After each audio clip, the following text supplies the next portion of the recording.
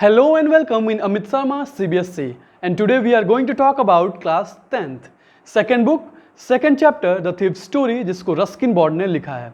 सबसे पहले हम थीम के बारे में बात करते हैं। कभी कभी आपकी अच्छाई सामने वाले को बदल के रख देती है। यदि सामने वाला या कोई व्यक्ति आपके लिए नेगेटिव अप्रोच रखता हो, आपके बारे में गलत इरादे रखता हो, चाहे आपका बुरा चाहता हो, लेकिन केवल आपकी अच्छाई की वजह से, केवल आपके गुडनेस की वजह से वो बदल जाता है, उसका हृदय परिवर्तन हो जाता है। कुछ ऐसी कहानी हम इस कहानी में जानेंगे, राइट।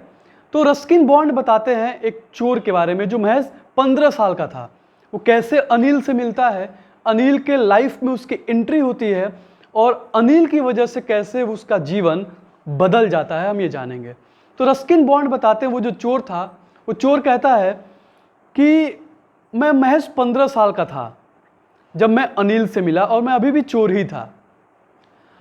और अनिल जो था वो रेसलिंग मैच देख रहा था। देख के उसको लग रहा था कि बहुत सिंपल और सोबर आदमी है, इसको बड़े ही आसानी से लूटा जा सकता है। तो वो जो लड़का था, जो चोर था, वो अनिल के पास गया और अप्रोच करते हुए कहा कि you look a bit like wrestler, आप भी थोड़े बहुत रेसलर जैसे तो लगते हो, फ्लैटरिंग मोमेंट में, चापलूसी जैसे। तो अनिल भी इसकी तरफ देखता है और कहता है सो डू यू, तुम भी तो वैसे ही दिखते हो। उसके बाद फिर अनिल जो है इसका नाम पूछता है, तो लड़का बताता है मेरा नाम हरी सिंह है।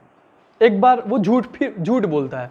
वो हर जगह, जब वो जगह चेंज करता है तो अपना नाम भी चेंज करता है ताकि वो पुलिस से और पिछले एम्प्लॉयर या पिछले जिन लोगों को वो लूटा है उनसे वो बच के रह पाए।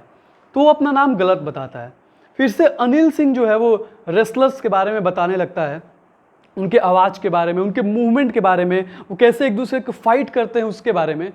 और फिर से वहाँ से वो जाने लगता है। तो वो लड़का जो था वो भी अनिल को फॉलो करने लगता है। अनिल फिर कहता है हेलो अगेन, फिर से बोलता है। तो वो लड़का कहता है I want to work for you, मैं तुम्हारे लिए काम करना चाहता हूँ। अनिल कहता है आई कैन नॉट पे फॉर यू, मैं तुम्हें पेमेंट नहीं कर सकता हूँ। फिर उस लड़के ने कहा कैन यू फीड मी, क्या तुम मुझे खाना खिला सकते हो। अनिल ने कहा क्या तुम खाना बनाना जानते हो। मैंने फिर झूठ बोला। उस लड़के ने कहा कि मैंने फिर झूठ बोला और कहा हाँ। तो अनिल ने कहा कि अगर खाना बनाना जानते हो तो मैं तुम्हें फीड कर सकता हूँ। तो अनिल जो है उस लड़के को अपने घर लेके चला जाता है, अपने रूम में, जो कि जुमन स्वीट शॉप के ऊपर रहता है। अनिल उसको बैल्कनी में रहने के लिए, सोने के लिए अलाउ कर देता है। उस रात ये लड़का खाना भी बनाता है, लेकिन वो इतना ज़्यादा बेकार होता है कि अनिल उसको स्ट्रे डॉग्स को डाल देता है और कहता है कि कोई बात नहीं, रहने दो। वो उसका पीठ भी थपथपाता है और कहता है कि डोंट वरी, मैं तुम्हें सिखा दूंगा। अनिल ने उस लड़के को सेंटेंसेस लिखना भी सिखाए और उसने कहा कि मैं तुम्हें कैलकुलेशंस और वर्ड्स वगैरह भी सिखाऊंगा। तो अगले दिन इसका काम शुरू हो गया। अनिल सुबह सुबह उठ के चाय बनाया और फिर इसको घर के सामान लाने के लिए, चाहे छोटी मोटी शॉपिंग्स के लिए, घर के बाहर भेजता। और ये जो रिमेनिंग अमाउंट 1-2 रुपये बचा होता वो रख लेता, या यूँ कहूँ कि चुरा लेता।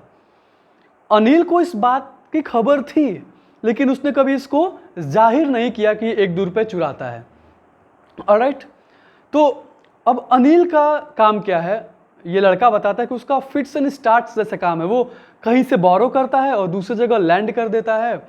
वो मैगजीन्स के लिए भी लिखता है और वो हर वीकेंड में वो चेक्स के लिए परेशान रहता है। वो राइटिंग का भी काम करता है और इस तरीके से वो अपनी लाइफ को जीता है और अपनी रोजी रोटी कमाता है। एक शाम अनिल आता है छोटे से बंडल नोटों का लेके, और वो बताता है कि वो किसी पब्लिशर को अपने बुक को सोल्ड करा है। और जब भी अनिल के पास पैसे आते वो बाहर जाके सेलिब्रेट कर देता दोस्तों के साथ। और वो पैसे का जो नोट का बंडल था वो अपने मैट्रेस के पिलो के नीचे रख के सो जाता है। यहाँ पे जो है लड़का वो सोच रहा होता है कि मैं 1 महीने से इसके लिए काम कर रहा हूँ और शॉपिंग के वक्त जो मैं 1-2 रुपये की चोरी करता हूँ उसके अलावा मैंने कुछ भी नहीं करा है। हालांकि अनिल ने मुझे अपने घर का चाबी तक दे रखता है, मैं जब चाहूँ तब आ सकता हूँ, लेकिन मैंने कभी कुछ नहीं किया और ओवरऑल ये मुझे पेमेंट भी नहीं करता है। तो वो सोचता है कि यदि रात हो चुका होता है और चांद की किरणें उस बालकनी में आ रही होती हैं जो बीम मून लाइट का था। और वो सोचता है कि यदि मैं वहाँ पे जाके इस पैसे को चुरा लूँ तो 10:30 तक मैं एक्सप्रेस पकड़ लूँगा और लखनऊ तक चला जाऊँगा। तो ये वो सोचता है और ये भी सोचता है कि एक अमीर आदमी को रॉब करना वो ठीक है, वो अफोर्ड कर सकता है, लेकिन एक केयरलेस आदमी को रॉब करने ना, जिसको पता ही नहीं है कि वो लूटा जा रहा है, तो थोड़ा सा इसका प्लेजर नहीं मिल पाता है।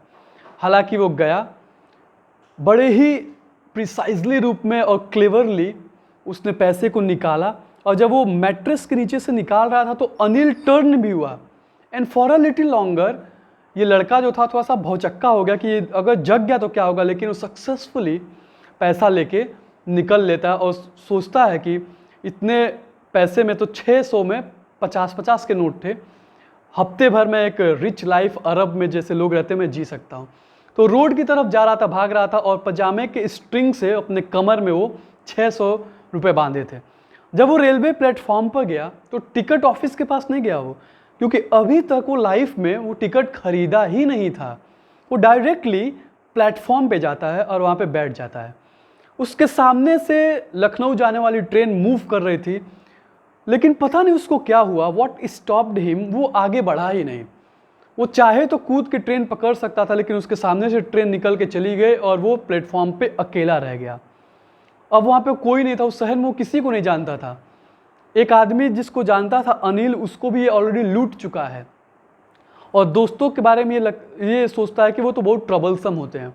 वो होटल में आसपास के इसलिए नहीं जाना चाहता है कि वो नहीं चाहता है कि इसके बारे में लोग क्यूरियस हो कि ये कौन है।